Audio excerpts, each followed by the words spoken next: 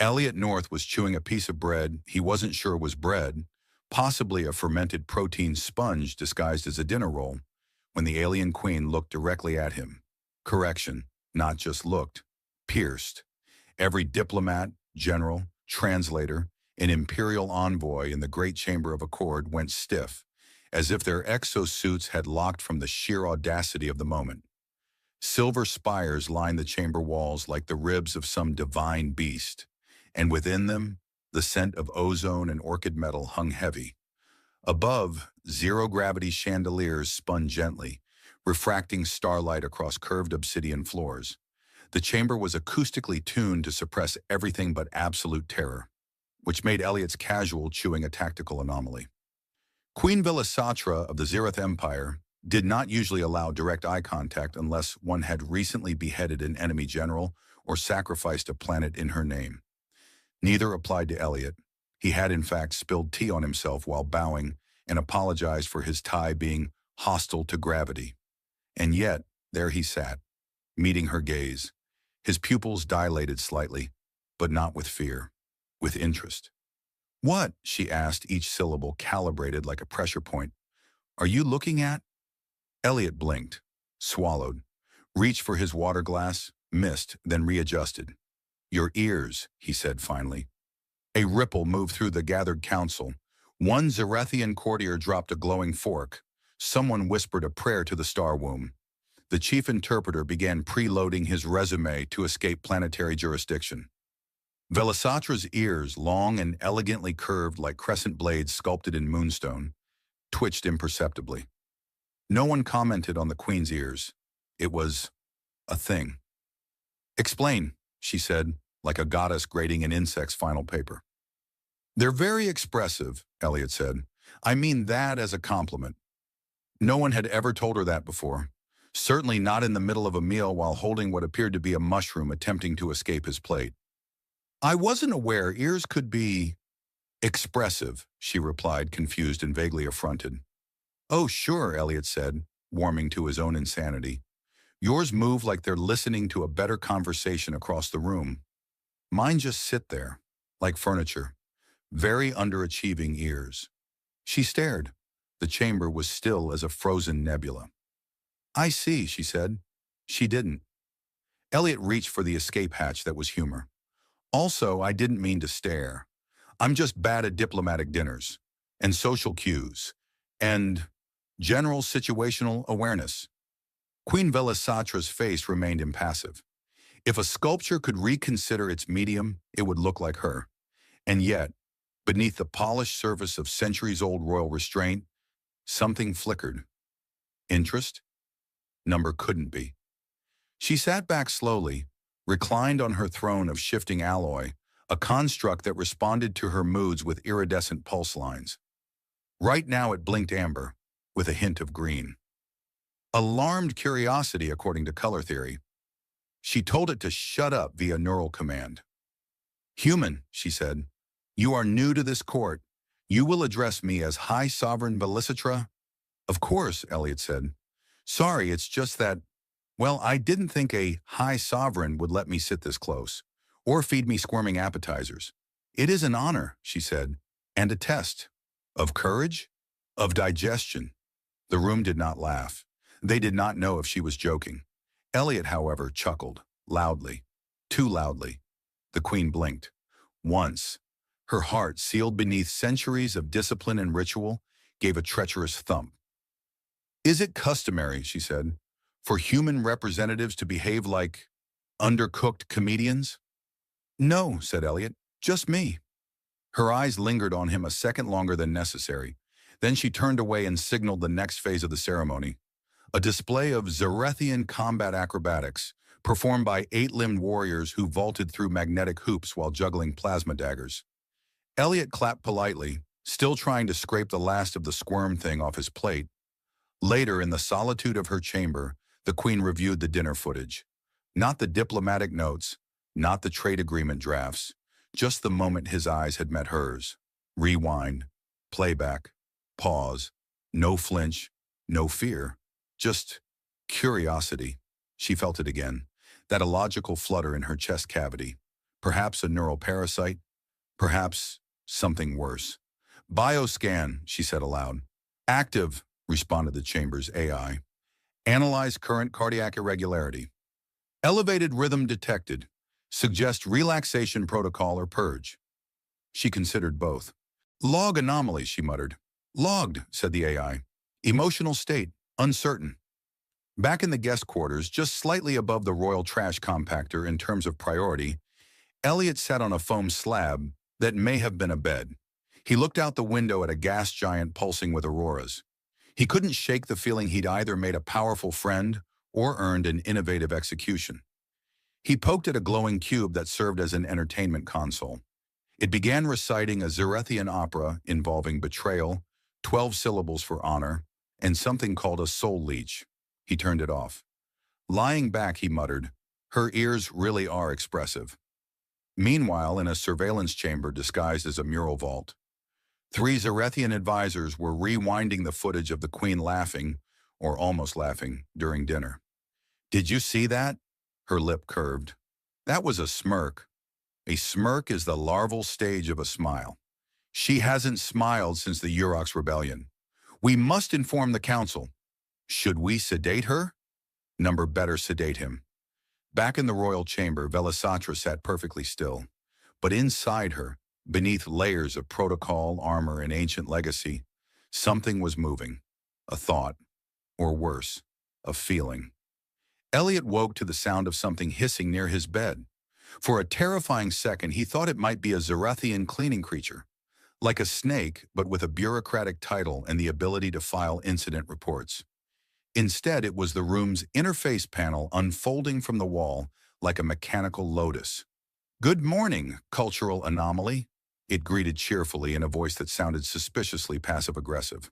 I'm not a cultural anomaly, Elliot muttered, rubbing his eyes. Correction. You were reclassified last night by the Royal Council. Category, emotional contagion. Subdesignation, unpredictable primordial flirt. Is that good? The panel hesitated, as if consulting its therapist. Unknown. Please report to the Royal Arboretum. Her Majesty has summoned you. The garden? I thought she hated plants. She hates vulnerability more. Today appears to be a risk-heavy morning. He dressed in what could generously be described as formal wear. Black slacks, slightly wrinkled, and a tunic that might have belonged to a medieval barista. The panel offered accessory options. He declined the ceremonial sash that hummed when nervous. 2 Zerethian escorts, clad in angular armor that resembled folding knives, guided him through the palace's curvature. Hallways that twisted subtly as if grown rather than built. At one point, he swore the corridor sighed at him. One of the guards muttered, "Ignore the sentient walls. They get lonely." The Arboretum defied logic. Built in a gravity-neutral chamber, it resembled a corkscrewing spiral of flora suspended in open space. Trees bloomed sideways, vines slithered upwards in loops, and glowing spores floated lazily in the air like daydreams. Elliot had to hold on to a railing that periodically tried to retract, as if testing his reflexes. The Queen stood on a floating disc at the spiral's center. Her robes shimmered between violet and starlight blue.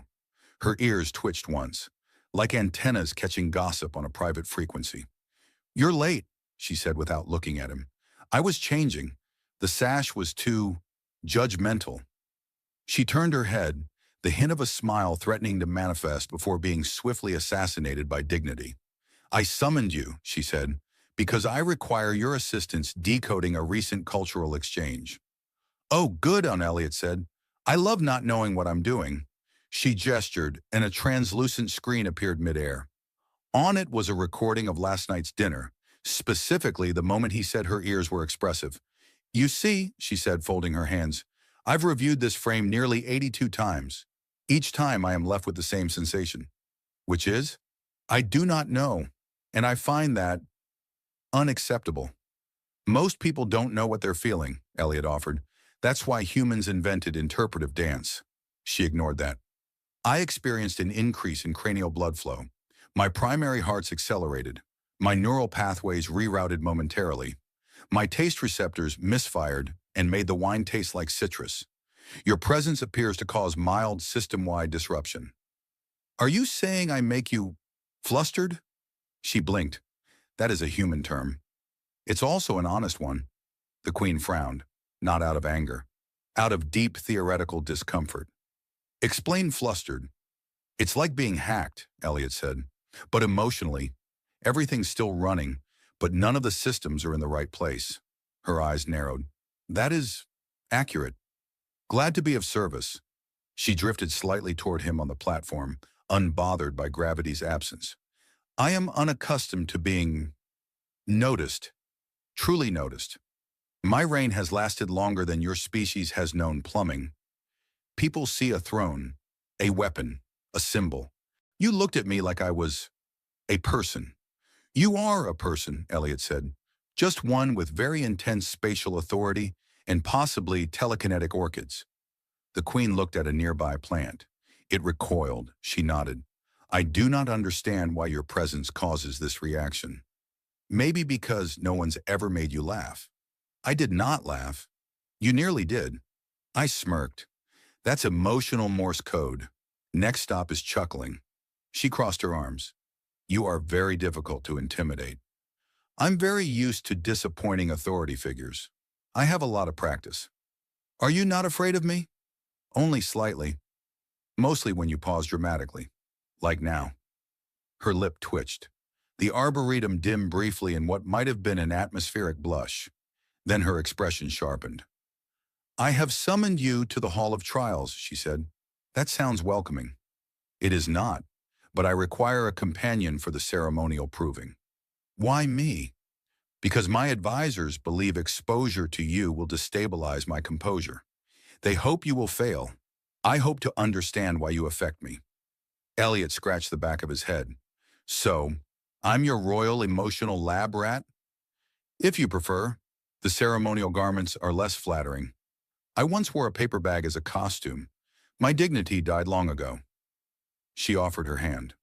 Not as a gesture of affection, more like offering someone a live wire and waiting to see if they flinch. Elliot took it without hesitation. The arboretum spiraled around them. Above, the ceiling opened to reveal a field of stars shaped like a question mark. Or maybe that was projection bias. Back in the surveillance chamber, 3 advisors watched, horrified. She touched him. She reached out first. The throne will combust. No, muttered the eldest. Worse, it may write poetry. The Hall of Trials had not been used in 700 years, mostly because the last time it was activated, 3 minor galaxies filed for emotional damages, and a ceremonial yak exploded from the psychic pressure. It stood at the base of the throne world's core, carved directly into the lattice of a dying neutron star, with energy walls that shimmered between reverence and mild existential dread. Elliot stared at the entry archway, which was humming in a tone that translated loosely to, "Come in if you're immortal." He cleared his throat. So, what exactly happens in here? Queen Velasatra stepped forward, her ceremonial robes now embedded with fractal glyphs that rearranged themselves depending on which direction he looked. Her ears twitched with elegant menace. The hall scans your deepest insecurities and projects them into a trial suited to test your core identity. Neat, Elliot said. So basically therapy, but with lasers. She turned her head slightly. Do humans always make jokes in the face of soul-level confrontation? Yes, otherwise we cry. Or worse, post about it online. They stepped into the chamber together. The walls pulsed once, then became transparent, revealing a suspended infinity loop of mirrored corridors. Somewhere, a choir of disembodied Zerethian monks began chanting in reverse. A sphere descended before them, glowing with internal plasma. It chirped. Trial initiated. Participant 1, Velasatra. Primary challenge. Perception. Dissonance. Participant 2, Elliot North. Primary challenge. Imposter syndrome with humoral defenses. I don't like how specific that is, Elliot muttered. The Queen stepped forward as the sphere began splitting into 2 orbs, each orbiting the other with increasing speed. She glanced at him. You will be fine, unless you are not. Excellent briefing, truly reassuring. The orbs pulsed. A ripple tore through reality. One moment, they were standing on the polished floor of the hall. The next, Elliot was in a high school cafeteria, wearing pajama pants and giving a presentation on alien diplomacy using a celery stick as a pointer. "Nope," he said. "Nope, nope, nope." The students, all versions of himself at different ages, stared in judgmental silence.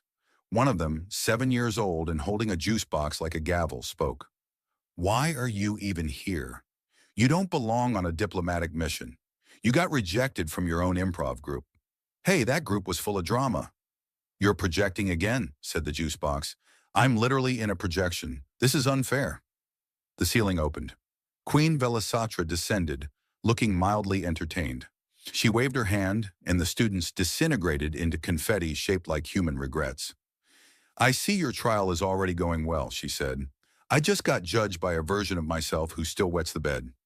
Would you like assistance?" "Number, I'd like pants that aren't pajamas, but I guess we don't always get what we want." Meanwhile, her own trial manifested in a corridor of echoing voices, all of them speaking in her tone, wearing her face. Some towered in ceremonial armor. Some wept. One was just standing in a kitchen trying to make eggs while 3 diplomats begged for policy clarification. "You are not allowed to be uncertain," said the tall one. "You are not allowed to be soft," said the weeping one. "You are not allowed to let a human see your ears and smile about it," said the egg-making one. "I'm getting very tired of being told what I'm not allowed to be," Velasatra said, and the corridor shattered into stardust. She turned and found Elliot trying to reassemble a holographic chair that refused to obey gravity. "This thing keeps floating away when I sit on it," he said. "I think it's mocking me." "It is a metaphor," she said, "for your instability." He narrowed his eyes. "That hurts because it's accurate." The orbs reappeared, spinning faster now, humming with the intensity of shared vulnerability. "Trial sync, active, combined projection incoming." There was a flash, and suddenly they were seated across from each other at a dinner table set atop a floating asteroid, with Earth spinning slowly in the distance, and an aggressive violinist made of light pacing in the background. "Why is this dinner again?" Elliot asked. "Because this is where everything began," said the Queen, staring down at a plate of molecular spaghetti that refused to settle into a stable form. Elliot leaned in. "Do you ever feel like we're both pretending to be better at this than we really are?" She didn't answer immediately. The violinist screeched in disapproval. "I was raised never to show doubt," she said. "I was constructed, genetically, politically, historically, to be flawless." "Yeah," said Elliot. "Same, except I was mostly just told not to touch the thermostat." She tilted her head. "You are not what I expected." "Same," he said gently. "Especially about you." Silence, except for the violinist attempting a dramatic solo on what might have been 8-dimensional Bach. Then the orb's voice returned. "Trial complete. Diagnostic result. Mutual cognitive dissonance, stabilized through shared deflection, strategies, and microtrust." Elliot blinked. "Microtrust? That sounds like a brand of alien deodorant. Or a biological upgrade. Shall I order one for you?" The orbs faded. The chamber dissolved. They stood once more in the Hall of Trials. The walls were quiet. The universe, for a moment, felt still. "You did not disintegrate," she said. "You didn't exile me mid-dinner. So technically, we're both ahead." Her ears twitched again. This time, they didn't settle. He noticed. "You keep doing that," he said. "It is an involuntary response. I shall order surgical correction." "Don't," Elliot said. "I like it. It reminds me that you're real." A pause. No cosmic winds. No ancient symphony. Just 2 people, one queen, one glorified translator, standing in the quiet aftermath of self-confrontation. Then a distant alarm blared. "Warning," said a drone overhead. "Unauthorized emotional intimacy detected. Initiating public relations protocol." "Should I be worried?" Elliot asked. "Yeah," said the Queen. "The PR director is a telepathic sponge with abandonment issues." "Perfect," Elliot sighed. "My people." Elliot was not allowed to speak during the emergency press conference. This, as he discovered, was for everyone's safety, including his own. He stood exactly 3 paces behind Queen Velasatra on a floating dais made of time-stabilized crystal. while 1,000 delegates from 7 star systems beamed in via hololink. A few of them had tentacles. One was an intelligent fog, and several wore translation helmets that rendered everything into emotionally neutral Gregorian chant. Velasatra, resplendent in ceremonial alloys that responded to her moods with subtle refractive pulses, addressed the galaxy in the calm, commanding voice of someone who could declare war and offer tea in the same breath.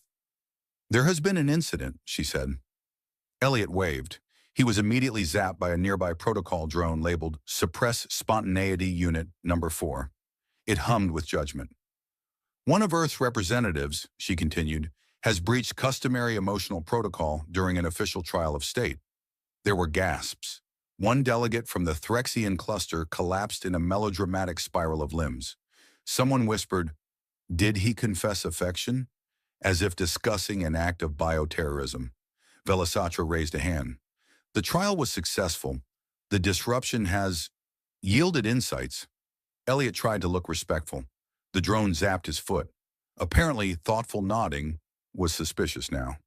"My counsel has concerns," she added, her tone dipped in acid silk. "But I have chosen not to incinerate the human." Muted applause. Some from Earth. Most from sentient legal entities excited to avoid rewriting diplomatic death clauses. The conference ended with a prayer from the jellyfish bishop of the Andromic Assembly. Elliot whispered to the Queen as they floated back toward her ship. So, not incinerated. Later, aboard the royal cruiser Crown of Resolve, Velasatra retreated to her private observatory. Elliot was invited, technically. More accurately, he followed the sound of harp mist and snack packets until he found her seated before a viewport that displayed 3 interwoven nebulae, forming what looked like a giant question mark. She didn't turn around. "They will continue to advise exile. I get that a lot, from landlords mostly. They believe you are eroding the foundation of imperial decorum. That's fair. I once wore 2 left shoes to a funeral. In my defense, they were identical." She finally turned. "Why do you speak like this?" "Like what?" "Like you are deflecting a truth even as you deliver it." "Because," he said, sitting beside her, "if I say things too seriously, they stick. Humor's like intellectual Teflon." "I see." She paused. "And yet you looked at me with no mask." "Yeah, that one caught me off guard too." Her ears moved again, this time in a slow, inward twist that the internal AI, which had been quietly recording every nuance, labeled Emergent Vulnerability Pattern, C. Velasatra ignored the notification. "I have been feared for generations," she said softly. "Revered, studied, mimicked. But I have never been regarded." "Well, I'm not good at protocol," Elliot replied, "but I am good at seeing people, even the galactic conqueror variety. I conquered because it was required. You stayed a conqueror because it was expected." She didn't deny it. Instead, she stood and approached the central console. A glowing orb rose from its recess. "There is a ritual. It has not been invoked in centuries. Let me guess, involves fire, blood, and possibly singing. It is a rite of gaze." "Oh." She didn't elaborate. Instead, the lights dimmed. The walls shifted, forming a cocoon of darkened starlight around them. The orb pulsed once. "If 2 beings meet each other's eyes for 100 breaths in silence, without flinching," she said, "they are bound in ancient recognition. Like soulmates? Like truths that can no longer be ignored." Elliot swallowed. "And how do we keep count of the breaths?" "The AI monitors. If either party speaks or looks away, the ritual is nullified." He laughed. "You realize I'm terrible at staying quiet. You're not required to succeed, only to try." The room stilled. The orb's glow steadied. They sat across from each other, eyes meeting. No distance between them but the weight of their shared absurdity. 1 breath. 2. By the 7th breath, Elliot's right knee began to twitch. By the 14th, the orb released a calm ping that sounded suspiciously like a yawn. At breath 25, he crossed his eyes for 1 moment, just to see if she'd react. She did not. At breath 42, she blinked. Not a flinch. Just a blink. At breath 68, he wanted to sneeze but heroically swallowed it. The result sounded like a minor seismic event in his sinuses. By breath 83, something shifted. Not in the air, in them. A weight unhooking, a silence that felt chosen, not enforced. At breath 100, the orb pinged with quiet awe. Recognition complete, it intoned. Velasatra exhaled. Elliot rubbed his eyes. That was intense. Also, your pupils do this cool vertical shimmer thing when you're focused. I have never shared the right before. I've never stared that long without narrating my inner monologue. Then we are both doing something new. There was a knock at the door. It opened. The Royal Communications Advisor floated in. Literally, she was a being made of spinning quartz shards. My queen, she said, voice crystalline, you are being summoned. Galactic Union protocols demand a psychological assessment. They believe you have been compromised. Velasatra didn't move. I have not been compromised. You did a ritual of gaze with a human. Yes. Voluntarily? Yes. The shards buzzed in panic. Elliot stood. I'm happy to write a character reference. The Queen nodded slowly. Let them come. Let them test me. The advisor hesitated. And what will you say when they ask if you've been changed? Velasatra looked at Elliot. I will say, she said, that I have been seen. And I, Elliot added, was hit by a drone. The advisor buzzed again. I shall update your files. She exited. They stood in the lingering quiet. And somewhere, deep within the ship, in a room full of odds and calculations, the Royal Predictive Engine short-circuited. Not because it couldn't compute this outcome, but because, for the first time in 700 years, it didn't want to. Elliot stood in the middle of a galactic courtroom shaped like a Mobius strip and slightly scented like panic. Around him, a ring of delegates hovered in anti-gravity seats, each species arranged alphabetically by probable limb count. Queen Velasatra sat across the chamber, regal as ever, flanked by 13 Azarethian high speakers who had been collectively trained to frown in unison. The trial was not legal. It was existential. State your designation, said the presiding AI judge, a floating cube named Just 1C3 with severe trust issues and a voice like a dial-up modem in therapy. Elliot North, he said, cultural attaché, mostly by accident. Explain your unauthorized emotional influence on Her Majesty Velasatra. Well, Elliot said, I looked at her like a person. The courtroom rippled with scandal. Somewhere, a 12-eyed diplomat dropped a monocle. Your arrogance is noted, the cube said. She laughed at one of my jokes, Elliot added. There was silence. Then a distant sound. A Zarethian guard quietly vomiting into their helmet. The Queen rose. It is not his arrogance you fear. It is my reaction to it. Just 1C3 emitted a beep of disapproval. You are not expected to emote, High Sovereign. Then perhaps it is time we update expectations. The delegates shifted uneasily. A representative from the Sentient Bacteria Collective tried to raise a pseudopod in protest, but collapsed into philosophical confusion. Elliot stepped forward. Look, I get it. I'm not royalty. I'm not genetically engineered to command armies or suppress empathy with a neural shrug. But you brought me here to learn something about humanity. And what we're best at, aside from inventing 3-hour brunches, is connection. Not just political treaties or trade routes. Actual connection. The cube clicked ominously. Unquantified sentiment detected. Yeah, that's the point. He turned to Velasatra. You said no one ever looked at you without fear, but you also never let them. You wore the crown like armor. And then, somehow, you let me see behind it. She didn't answer. Instead, she walked to the center of the chamber and removed her ceremonial coronet. Gasps echoed. One delegate spontaneously combusted from tradition-based shock. I have ruled by control, she said. It brought security, but not truth, and certainly not peace. She placed the coronet on a glowing pedestal. I hereby invoke the clause of inversion. Just 1C3 panicked. This clause has not been used since the Galactic Regret Wars, which began, Velasatra said calmly, when someone failed to listen. She turned to Elliot. By ancient right, I may designate a co-emissary, one who balances power not through dominion, but through presence. Elliot pointed to himself. Me? I once got kicked out of a debate club for accidentally joining the wrong school. She smiled, openly. The galaxy collectively suffered a small aneurysm. Yes, she said. You. The cube stalled. Updating galactic records, recalibrating protocols, scheduling emergency ethics summit. The chamber lights dimmed. The decision was accepted. Velisatra extended her hand.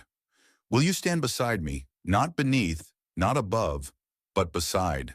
He took it. On one condition. She arched an eyebrow. I get to name our new diplomacy initiative. Go on. Project, let's not blow each other up for once. She considered it. Acceptable. Months later, the initiative launched with a joint conference on planet Trivan 6, where Elliot delivered the keynote address in a bathrobe due to a wardrobe malfunction and a sentient hangar that took its job too seriously. The Queen, now co-sovereign, wore a softer version of her usual regalia, redesigned to accommodate non-combat expressions like warmth and sarcasm. They traveled together, one born to rule, the other to disarm via charm and inappropriate metaphors. Their bond became a legend, documented in over 400 documentaries, 2 musicals, and 1 tragic puppet opera on the moons of Halax. The galaxy changed. Not quickly, not easily, but it changed. And on quiet nights in the garden aboard their ship, they sat side by side, no protocol, no throne, watching stars burn themselves honest. Why are you looking at me like that? She would sometimes ask, and Elliot would always smile. Because I still can't believe you let me. The transfer order came in the middle of Corporal Eli Vance's 3rd attempt to microwave a tuna ration without setting off the smoke alarm again. The message blinked red on his terminal. Recipient, Corporal Vance Eli J. R.E. Zolthian Diplomatic Custodial Assignment. Immediate. He stared at it, then at the still-cooling packet of protein mush that claimed to be ocean-inspired. Somewhere across the barracks, someone had already started laughing.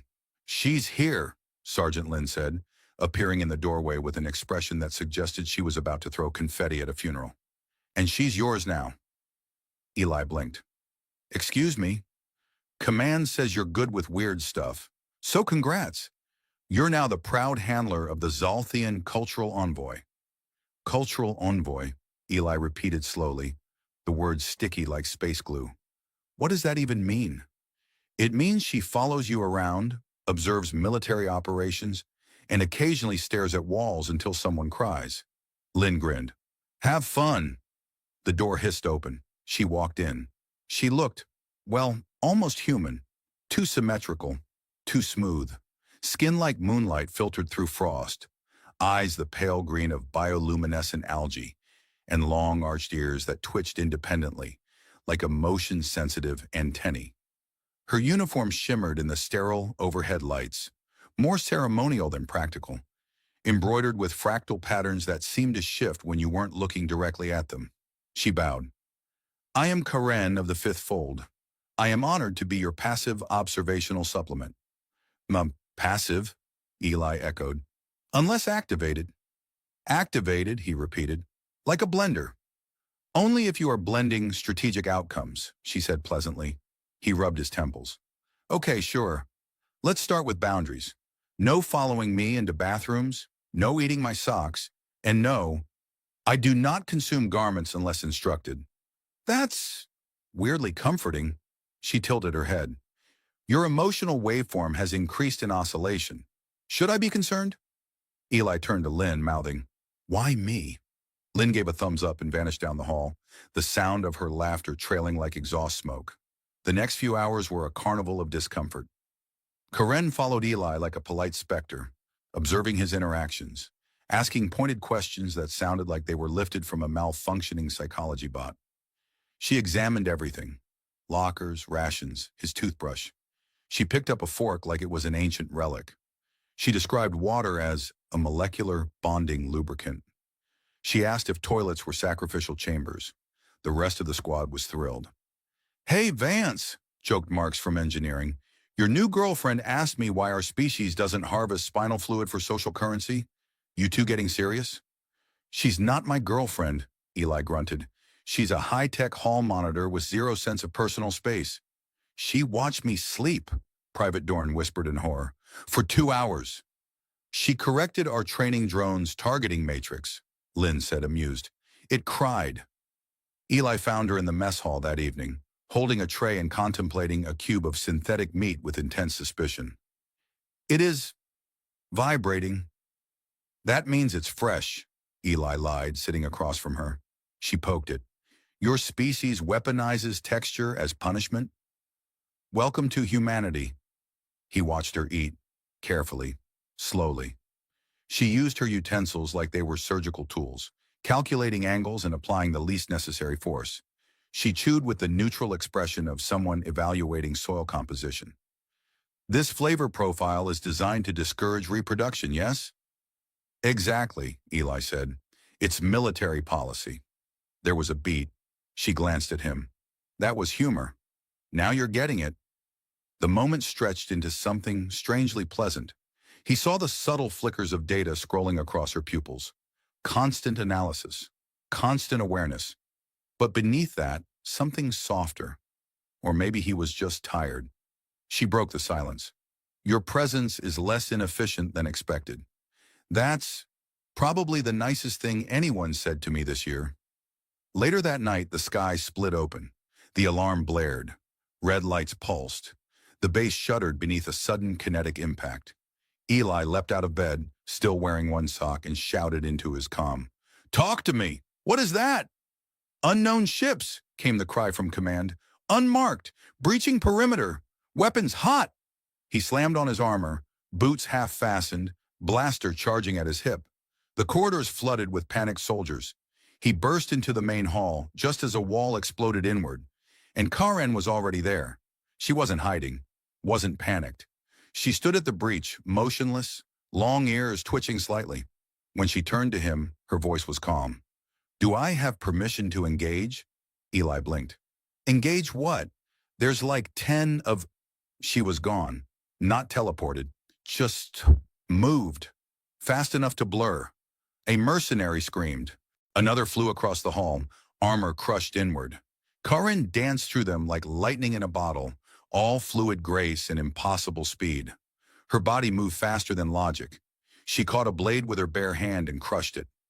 Flipped sideways off a collapsing ceiling beam and landed with both feet in someone's chest.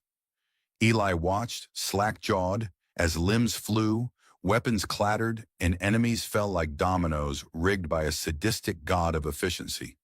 Then, silence. Karen stood in the wreckage, calmly brushing dust from her shoulder. Tactical interference complete. Eli lowered his weapon. That was you. She turned to him, smiling politely. You assigned me as a passive observer. I simply observed inefficient hostiles and removed them. He stared at her. You're not a diplomat. No. You're not an observer. No.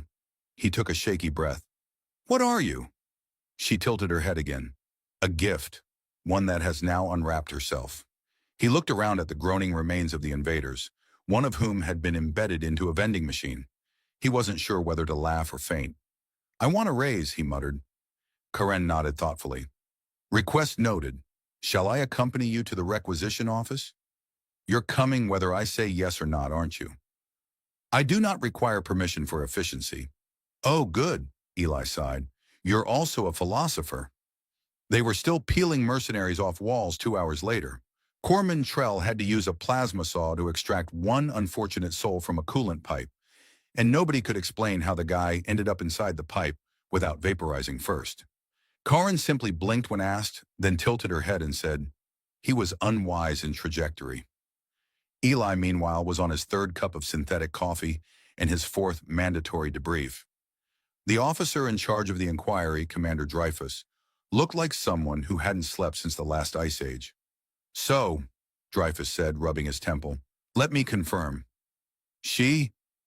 He gestured vaguely toward Karen, who was standing beside the water dispenser, dismantling it out of apparent curiosity. Disabled 15 armed mercenaries with no weapons, no armor, and no prior combat orders. She asked for permission, Eli said, sipping. And you said yes? I think I said, engage what? But in retrospect, that might have counted. Dreyfus leaned forward. Do you have any idea who or what she really is?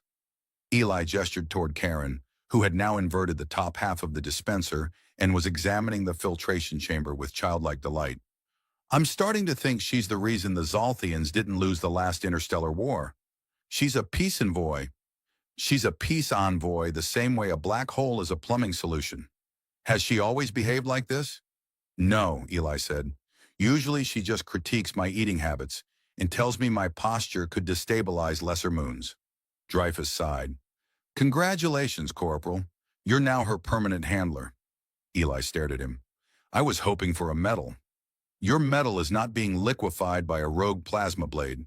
Karen walked over, carrying a piece of the disassembled water unit. This device was using substandard nanofiltration.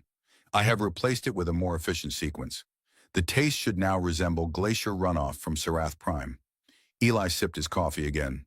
Still tastes like burnt moss. I cannot help your standards. They were transferred to a mobile recon team 2 days later. The brass decided Karen was wasted, sitting in a static position, and Eli, lucky Eli, was selected to accompany her on a mission into the Praxel Verge, a region of space known for unstable wormholes, digital mirages, and smugglers with questionable hygiene. You ever been outside of gravity well? Eli asked as they boarded the drop ship. Karen took her seat and pulled a safety harness over her shoulder like she was reading a manual in real time. I have existed within gravity, but never within limitation. Eli blinked. That's either really poetic or really alarming. Thank you. The dropship was cramped. A half-dozen other recon specialists, including Lynn, Marks, and a jittery tech named Vega, were squeezed inside with their gear. Karen took up almost no space, folded neatly between modules, silently observing everyone like she was calculating their worth in kinetic energy. Vega leaned over to Eli mid-flight. Hey, that's her? Yep. She doesn't blink much. She's got internal eyelids, I think. Vega gulped. She asked me what my blood viscosity was during breakfast. She asked me why humans haven't evolved to photosynthesize shame. Just roll with it. The ship entered the verge with a shudder. The stars outside flickered like a dying monitor. The onboard systems hiccuped, then rebooted with a cheery beep that no one trusted. Typical, Lynn muttered. Every time we hit this sector, the sensors start hallucinating. Technically, Karen said, the verge operates as a multi-dimensional fracture zone. Reality layers overlap, creating interpretive visual fields. It is not hallucination, it is a spectrum. That's worse, Vega whispered. They landed on an ice rock that barely qualified as a moon. The surface temperature fluctuated every 6 minutes due to inconsistent solar drift. Karen stepped out without hesitation, her boots adjusting automatically to the terrain. Eli followed, sighing as his HUD flickered between terrain data and cat memes, courtesy of a corrupted satellite relay. Their objective was simple: locate a lost data relay from a crashed xenoscope vessel. In theory, in practice the terrain was actively hostile. Time moved funny, and once they passed a boulder that sang opera. They set up camp in the shadow of a jagged ridge that looked like fossilized thunder. Karen insisted on triangulating temporal anomalies before sleeping. Eli, meanwhile, struggled to set up a collapsible tent that appeared to have been designed by someone who hated the concept of right angles. Why do you not use my structure? Karen asked, indicating the tiny geodesic pod she'd formed from interlocking nanofibers. It shimmered like a soap bubble full of math. Because I like tents. They build character and rage. You are inefficiently attached to discomfort. I'm human. That's our brand. They sat beside a small heater, drinking something that vaguely resembled cocoa, but probably contained trace amounts of rocket fuel. Karen examined the stars, her pupils dilating into hexagonal lenses. You're quiet, Eli said. I am observing the breach patterns. That's your idea of relaxation? I also enjoy watching you misinterpret tool diagrams. You know what? Eli muttered. You're really starting to grow on me. Fungal analogies are considered endearing in some cultures. He chuckled. The silence stretched. Somewhere in the distance, reality shimmered. Then the ground shook. Eli shot up. Was that an earthquake or a local temporal sneeze? Karen stood, ears raised. Neither. That was a displacement field. Something is arriving. He tapped his scanner. It hiccuped and displayed an image of a duck in a top hat. I'm getting nothing. Then you should run. 3 seconds later, a ripple tore through the air. Not visible, just felt, like the universe had briefly flinched. A shape emerged from the distortion. Vaguely humanoid, but wrong. Jagged, like something had tried to sculpt a soldier out of origami in nightmares. Hostile, Karen said, cracking her knuckles. You think? Eli yelled, diving for cover. It came at them in a blur of tendrils and shattering light. Karen caught it mid-lunge, twisted, and drove it into the ice. The impact sang through the frozen ground. The thing screeched, not a sound but a color, pulsing deep purple into the edges of Eli's vision. Karen moved with brutal precision, each step humming with contained energy. The creature struck back, warping its limbs into new configurations. She matched them effortlessly, as if she'd already mapped every potential mutation. I thought this was a recon mission, Eli shouted, firing his pulse rifle in support. It still is, Karen replied. We are simply reconciling inaccuracies in the threat matrix. The fight ended abruptly. Karen drove her hand through the creature's chest and extracted something that looked like a burning clock. She crushed it. Silence. Eli emerged from behind a boulder, breathing hard. That thing, what was that? Karen turned to him, calm as ever. An echo of an enemy I once knew. Apparently it missed me. Of course it did, he muttered. You're unforgettable. She smiled. You say that like it's a compliment. It's not a compliment. Then I shall cherish it awkwardly. He laughed, still catching his breath.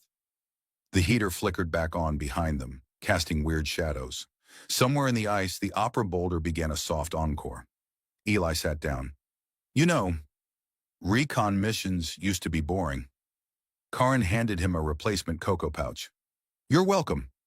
The aftermath of the anomaly creature incident was handled with all the efficiency of a sleep-deprived bureaucracy running on glitchy AI.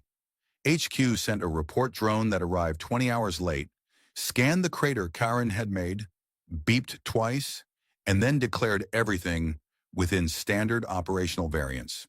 It exploded shortly after. No one was surprised. Eli lay on a thermal pad beside their cracked camp heater, sipping what Karen now insisted was Cocoa V 2.7. It tasted slightly less like cleaning fluid. Progress. His boots were half melted from temporal backwash. His gun was registering as a toaster. Karen, meanwhile, was calmly meditating upside down, levitating 6 inches off the ground and drawing fractal patterns in the ice with one finger.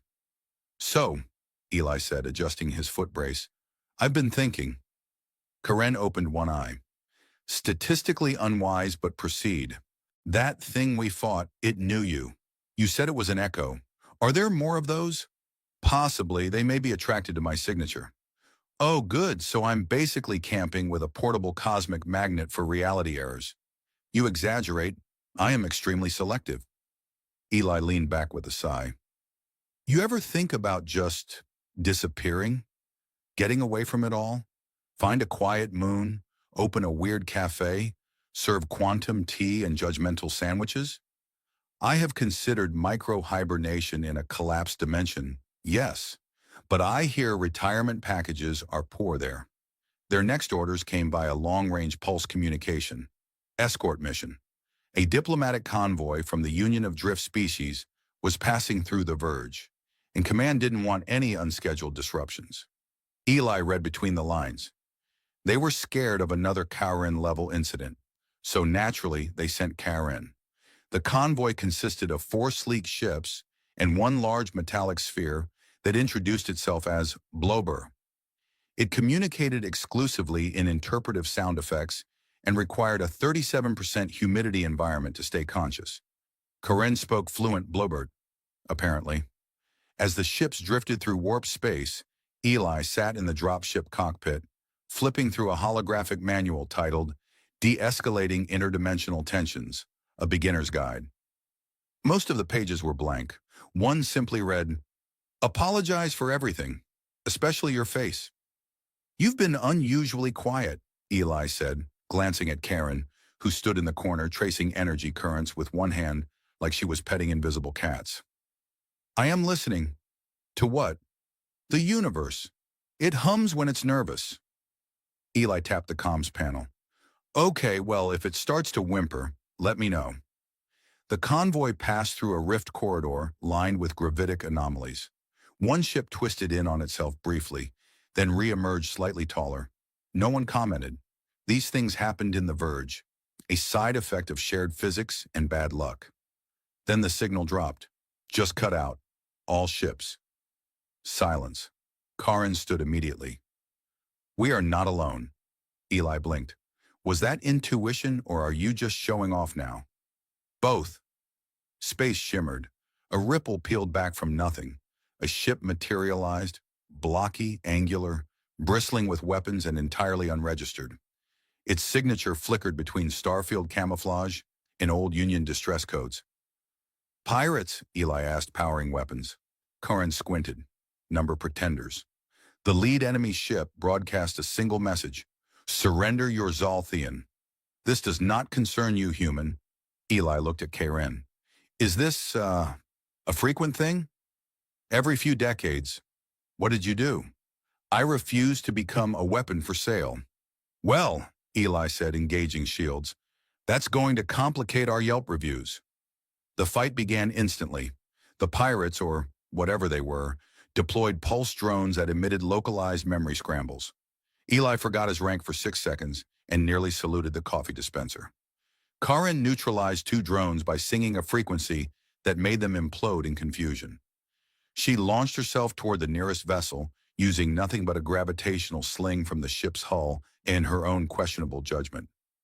Eli watched her vanish into space, trail of glowing momentum behind her, and muttered, "Yeah, that's normal. Totally fine." Inside the enemy ship, Karen tore through false bulkheads, disabling their internal gravity and then reprogramming the oxygen to become mildly hostile. When they tried to trap her in a magnetic snare, she overloaded their containment fields with a hairpin. Not metaphorically, an actual hairpin. Meanwhile, Eli kept the dropship from being turned into modern art. The convoy ships returned fire sporadically, though Blober was mostly focused on emitting defensive bubbles that made everything smell like citrus and guilt.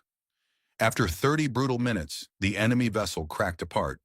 Karen reappeared on the hull, crouched like a satisfied cat with a glowing power core in one hand and a philosophical monologue on standby. "Status?" Eli called out. "I have convinced them to reconsider their path." "With violence?" "With perspective," she said, assisted by the absence of intact limbs. Once the convoy was safe and the debris had cooled to legal salvage temperature, Eli sat on a crate beside Karen, chewing rehydrated starch jerky and trying not to question the meaning of his existence too hard. "So," he said between bites, "you didn't kill them all." "They fled. Sometimes defeat is more educational than annihilation." "That's disturbingly wise." "Also," she added, "Blober absorbed 3 survivors. It is unclear whether this was diplomacy or hunger." They stared in silence for a moment. "I'm starting to think you're not just the galaxy's strongest warrior," Eli muttered. "I am also a certified nutritionist in 7 systems." "Of course you are." Karen watched the stars shift as the convoy resumed course. "They will return. Stronger, smarter." "Yeah," Eli said. "But so will we. Especially if you stop sleeping with your boots on. They give me ankle confidence." "They give you blisters." Eli leaned back against the hull. "Hey, Karen." "Yes. Thanks for not murdering me when we first met. I considered it. You seemed noisy." "I'm still noisy." "Yes, but now you are my noise." They returned to base with precisely 0 fanfare, unless one counted the exploding welcome drone that attempted to scan Karen and promptly short-circuited. Eli caught it midair before it splattered into their freshly laundered uniforms. He didn't even flinch anymore. "Name, rank, assignment?" it asked on loop, voice garbled. Eli sighed and dropped it into the recycling chute. "I swear these things are developing abandonment issues." Karen nodded. It repeated its query 7 times. "That denotes existential crisis." They were ushered straight into briefing room 12, which was only ever used when command wanted to look serious while avoiding paperwork. Inside stood Admiral Roche, a man with the expression of someone who deeply regretted ever approving interspecies cooperation, but was now stuck pretending it was all part of the plan. "You were supposed to escort a convoy, Vance," Roche said, rubbing the bridge of his nose.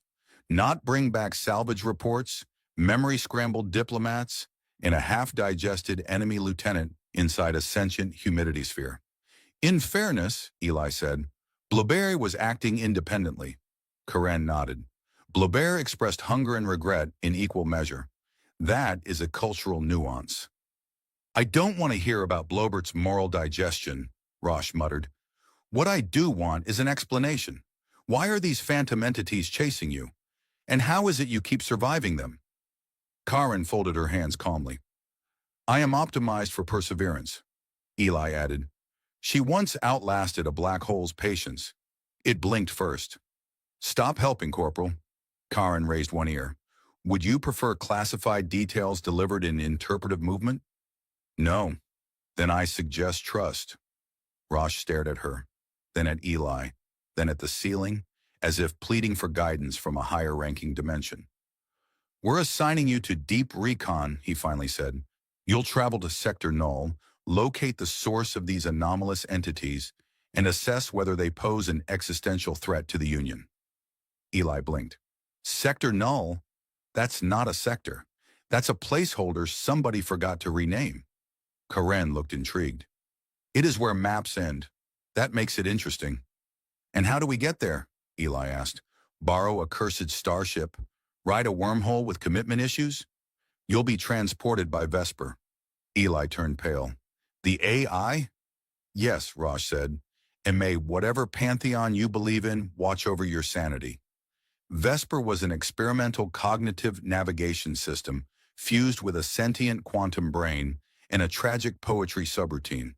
Its previous pilots had reported unsettling dreams, emotional bonding with asteroids, and in one case marrying a glitch. The ship greeted them with a deep purring voice. "Welcome, chosen ones. I have missed you despite never having met you. Such is the nature of preemptive nostalgia." Karen tilted her head. "Your existential framework is unstable." "I am haunted by my own metaphors," Vesper replied. Eli groaned. "We're going to die talking about feelings, aren't we?" Vesper launched anyway. The trip to Sector Null was unlike any other jump Eli had experienced. Reality stretched like taffy, colors sang, and for a brief moment his left eyebrow learned to whistle. Karen merely blinked once and noted that their trajectory was emotionally turbulent. Vesper arrived at their destination with a whisper and a soft apology. Sector Null was blank, no stars, no matter. Just a black void with occasional blips of light like dying neurons. "I detect something," Karen said softly. "Not presence." Memory. Eli adjusted the scanners. "This place is broadcasting feelings. Is that even possible?" Vesper wept quietly in the background. "They are echoes, impressions left by entities too large for comprehension." A structure loomed ahead, a broken ring of unknown material, floating without support, humming in a frequency that made Eli's bones itch. They docked manually. Karen stepped off first, her long ears flicking like antennae. "It's not a ruin," she murmured. "It's a cocoon." Eli stayed behind her. "I don't like cocoons. Things crawl out of cocoons." As they moved through the silent interior, lights activated ahead of them in sequence, triggered not by motion, but by attention. The walls were etched with symbols that rearranged themselves when stared at too long. A console pulsed. Karen approached. "This is Zalthian, very old, before my integration." "You mean before you were built, birthed, activated? Choose your metaphor. I was assembled to contain knowledge, but there were prototypes before me." Eli felt the tension in her voice, subtle but present. "Are they here?" "Number. But this place remembers them, and it remembers why they failed." The console played a hologram, not a video, a memory. Karen stood stock still as images flickered. Beings like her, taller, more angular, all grace and flame and fury. They were beautiful, terrifying, and then they unraveled. Flesh became data. Data became noise. One by one, they dissolved into light. They overloaded, Karen said. Tried to store too much. They weren't designed for balance, only power. Eli placed a hand on her arm. But you're still here. I was made differently, filtered, tempered. You have jokes, he said softly. Maybe that's what saved you. The console shifted. New images. A warning. Shapes approaching. Angular shadows that rippled space like oil in water. They're coming back, Karen whispered. Eli stared. The anomalies? Number the originals. The ones I replaced. Vesper's voice trembled. They are returning. And they remember her. Silence. Then Karen smiled. A small, fierce thing. Good. Let them try. Eli blinked. Are you smiling? I am preparing. For what? She turned, eyes glowing faintly. To finish what they could not survive. Vesper began humming nervously, not audibly, through the walls, through the seats, through Eli's molars. They are accelerating, the ship said, voice vibrating like a worried cello. I can feel them peeling reality. That's generally considered rude. Karen stood still in the center of the memory ring, eyes closed, her breath slow. She had removed the last of her containment threads, those strange, shimmering bands she'd always worn around her wrists. Eli had assumed they were ceremonial. Turned out they were structural. Personality dampeners. Voluntary, apparently. I thought you were already the galaxy's strongest warrior, he muttered, tightening the last buckle on his armor. I was, she said calmly. Now I am slightly impolite. Outside the structure, the darkness cracked. Not light, not even energy, just presence.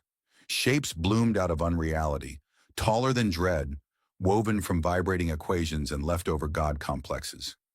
The prototypes had returned, and they were annoyed. They've seen me, Karen said. Have they seen me? Eli asked. They've dismissed you. Oh, great. I love being underestimated by ancient weapon gods. Vesper began backing away from the structure without being asked. I'll just maintain a respectable distance and prepare the memory ejection protocols. Also, I might scream. Karen stepped forward. The lead prototype unfurled like a philosophical disagreement and addressed her in a language that smelled like burnt electricity and nostalgia. Karen answered fluently, her voice steady. Eli caught none of the words but understood the tone. They were testing her, reminding her of her limits, inviting her back. She declined, with emphasis. The first blow came not from a fist, but from intent, a psychic pulse that shattered the structure's outer ring. Eli's ears popped 3 times. Karen didn't blink. She caught the second attack, a thought knife meant to erase her emotional core, and redirected it into a wall. The wall thanked her before disintegrating. The fight wasn't a fight. It was a thesis defense with violence. They came at her from 12 directions. She multiplied. Not physically, just functionally. Every limb, every thought, every stored reflex from 100 extinct civilizations moved through her in harmonic chaos. It wasn't beautiful. It was overwhelming. It was correct. Eli fired into the chaos, mostly for moral support. Die, existential jellyfish, he shouted, probably to no one. Karen twisted through a gravitational lock, flipped sideways between time slices, and dragged one of the prototypes into a recursive logic loop that forced it to question its own arms. It imploded politely. The others hesitated. They're adapting, Karen said. Yeah, Eli muttered. So should we. I have a plan. You have a plan? She asked. Well, an impulse. That's like a plan without commitment. He ran, not toward the fight, around it, toward the central console, the memory projector, still functional, still full of recordings Karen hadn't seen, the echoes, the overloads, the failures. Vesper, he shouted, can we broadcast these? To whom? To everyone, everywhere. Let them see it, Vesper beeped. That would technically be a violation of 17 interstellar treaties and result in my permanent dismantlement. Do it anyway, Eli said. They deserve to know. Vesper paused. You are very bad for my ethics subroutine. The broadcast began. Light surged outward. Images, feelings, raw memory, the truth of Karen and those before her, the perfection that cracked, the strength that wasn't strength at all, just compression. Condensed expectations packed so tight they collapsed inward. Across the galaxy, it was seen. On ships, on colonies, in classrooms. The truth spilled into the neural net. People saw what power had cost. The prototypes paused. They had never been seen like that before. Never reduced, never mourned. Karen struck then, not to destroy but to dismantle. She moved through them like an intervention. She didn't just defeat them. She absorbed them, refined them, turned them into story. And then it was done. The structure collapsed behind them. Vesper collected the survivors, just Eli and Karen, and pulsed back into real space with a soft apology for trauma. 3 days later, Eli stood in the base cafeteria again, holding a mug of something brown, possibly edible. "You okay?" he asked her. Karen sat across from him, now wearing civilian garb. Simple. Soft wear, no threads, no shimmering neural locks. Just her. She stirred her drink with unnecessary ceremony. "I am changed." "Yeah, me too," Eli said. "I voluntarily ate a mushroom yesterday. I'm basically enlightened." She gave him a look. "I mean, we saved the galaxy, right?" he said. "Or at least stopped it from being overwritten by aggressive nostalgia." "Temporarily. That's the best kind of victory." They sat in silence. Normal silence. Companionable. Karen reached out, touched his wrist. "You were not dismissed," she said. He blinked. "Huh?" "By them. The originals." "You mattered?" He smirked. "Damn right I did. I was very distracting." She smiled, wide and unfiltered. "Yes, and statistically improbable." He leaned back. "So what now?" Karen looked at the stars outside the viewport. "I think I will travel. Quietly. Learn what isn't stored. Feel what isn't weaponized." "You want company?" She tilted her head. "Will you behave?" "Nope." "Then yes." They stood, side by side. Vesper's voice chimed gently from the corridor. "There is an uncharted system nearby, rumored to contain sentient karaoke machines." "Plot a course," Eli said, "and tell them we're bringing backup." Karen raised one long ear and grinned. "And Coco." "Obviously,